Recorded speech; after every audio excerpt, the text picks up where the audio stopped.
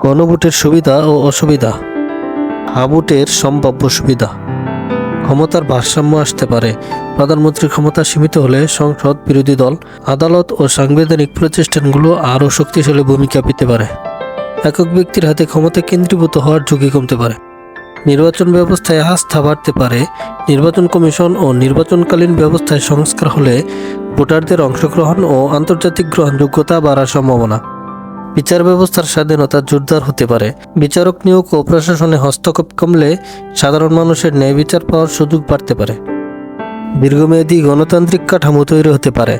দ্বিকক্ষ সংসদ, মেয়াদসীমা ইত্যাদি হঠাৎ সিদ্ধান্ত বা স্বেচ্ছাচারী পরিবর্তন কঠিন হবে।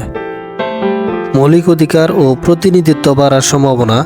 নারী, সংখ্যালঘু ও প্রান্তিক জনগোষ্ঠীর সাংবিধানিক সুরক্ষা বাড়তে পারে।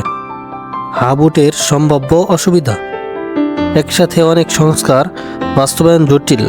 অনেক বড় পরিবর্তন একবারে আনলে প্রশাসনিক জট, আইনগত দ্বন্দ্ব ও দীর্ঘ সময় লাগতে পারে।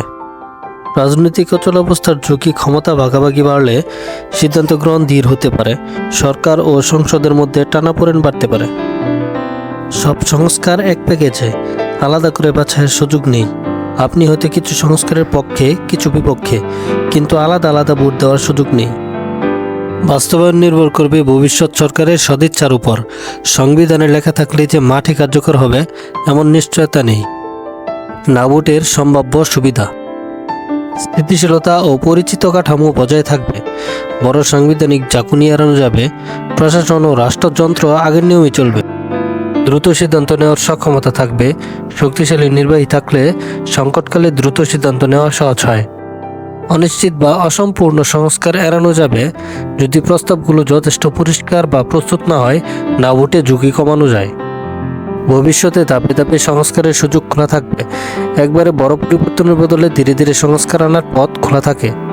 সম্ভাব্য অসুবিধা।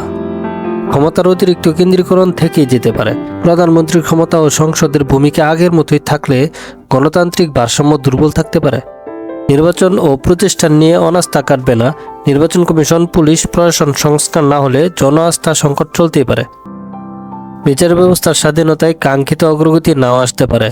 আইনি কাঠামো না বদলালে পুরনো সমস্যাগুলো থেকেই যেতে পারে। একটি বড় সংস্কারের সুযোগ হারানো হতে পারে। দীর্ঘদিন পর বড় পরিবর্তনের সুযোগ এলে না ভোটে সেটি পিছিয়ে যেতে বা হারাতে পারে।